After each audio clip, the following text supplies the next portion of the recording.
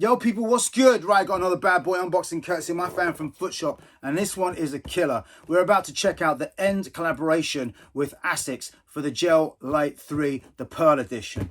Now, let's flip things back. 30 years ago is when we first saw these bad boys designed by Mitsui-san in Japan, and they're one of the most avant-garde silhouettes within sneaker culture. They're still neck snapping to this day. They still look future. Absolutely incredible. And Ends are no strangers when it comes to the levels of making sure things hit maximum in terms of collaborations. These bad boys, whoa, absolutely incredible.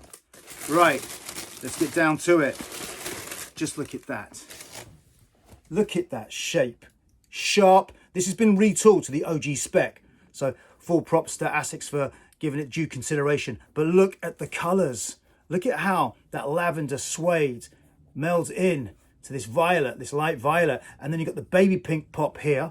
And then you've got the hot pink pop there. And then if that's not enough, you've got the full grained tumbled leather along the collar. Absolutely beautiful. End logo right there embroidered in for the win. But if that wasn't enough, what about the ice sole, hey? Look at that.